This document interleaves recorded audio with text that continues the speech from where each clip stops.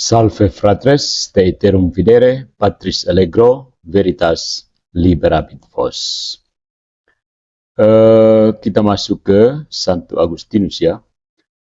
Bagian yang keempat tentang ajaran-ajaran Santo Agustinus.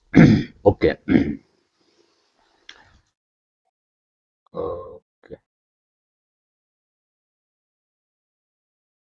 Nah, ajaran-ajaran dan pandangan pandangan filosofis Agustinus ini tidak ditentukan oleh sebuah sistematisasi.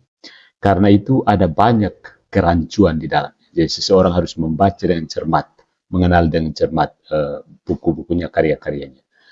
Mari kita lihat yang pertama, pandangan tentang manusia. Agustinus ini bisa dipandang sebagai seorang pemikir eksistensialis yang merenungkan diri manusia dari segi pengalaman konkretnya. Bagi dia, persoalan terbesar yang mesti dipikirkan dan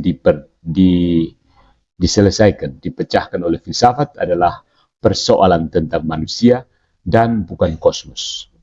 Ya. Kedalaman hati manusia itulah rahasia terbesar yang mesti dipecahkan dalam filsafat. Nah, pengenalan akan kedalaman jiwa manusia ini didasarkan pada pandangan terhadap diri sendiri. Ya. Dengan ketajaman pandangan seorang psikolog, Agustinus menyelami jiwanya, berusaha menanamkan berbagai lapisan jiwanya sendiri, dan dengan keberanian dan kejujuran seorang kudus, dia mengungkapkan apa yang ditemukan di dalam dirinya. Ya. Dalam Confessionesnya, Agustinus menunjukkan sebuah keterbukaan dan kesediaan yang sangat tinggi untuk mengkritisi diri sendiri. Keterbukaan seperti ini tidak kita jumpai dalam diri para filsuf Yunani. Ya. Agustinus memaparkan biografinya, fitanya sendiri secara jujur dengan menggunakan pendekatan yang mengagumkan. Ya.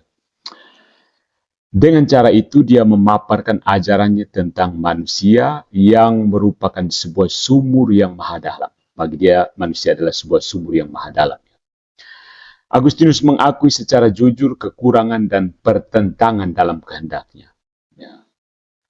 Justru dalam ketegangan batin dan perpecahan kehendak, ketika berhadapan dengan kehendak Tuhan, kehendak manusia di satu pihak dan kehendak Tuhan di satu pihak, Agustinus ini menemukan aku, yaitu kepribadian manusia yang terombang-ambing antara pelbagai kecenderungan dan berbagai opsi kehidupan yang mungkin.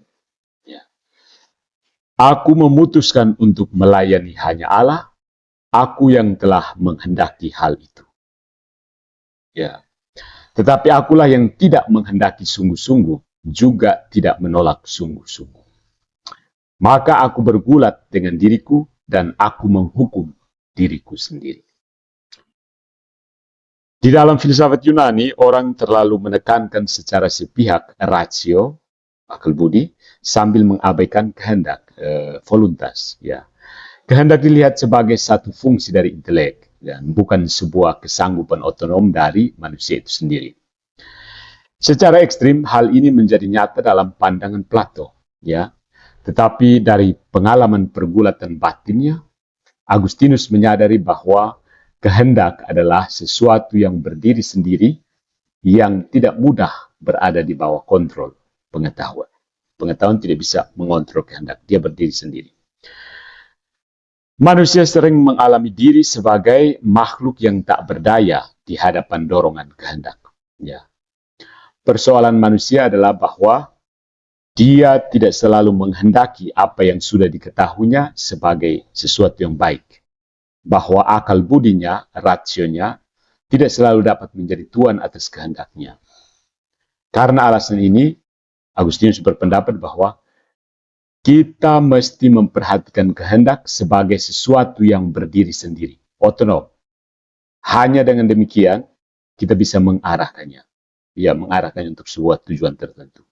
Manusia adalah makhluk berjiwa. Dan Plato telah mengatakan bahwa manusia adalah jiwa yang dilayani tubuh. Ya. Tapi Agustinus berpendapat bahwa jiwa adalah substansi yang menggunakan tubuh. Ius de body.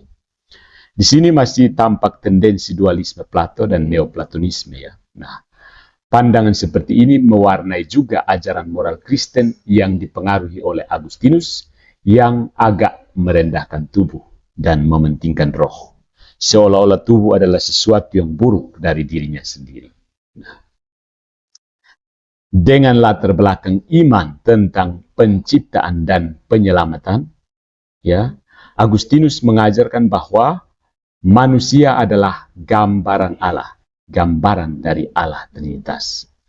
Persoalan yang mesti dijelaskan dalam doktrin iman tentang Trinitas adalah kesatuan ketiga pribadi ilahi itu. Ya. Demikian juga pada manusia. Manusia memiliki triadik, ya, berada, mengetahui, dan mencintai. Ketiganya mencerminkan Allah Trinitas. Sebagai gambaran Allah Trinitaris, manusia berada, dia mengetahui bahwa dia ada, dan dia mencintai keberadaan dan pengetahuannya itu. Ya. Dengan berada, manusia menunjukkan hakikat Allah Bapa yang menjadi sumber ada. Dengan mengetahui, manusia mencerminkan Allah Putra sebagai ya Putra Tunggal Bapa. Mengetahui siapa itu Bapa.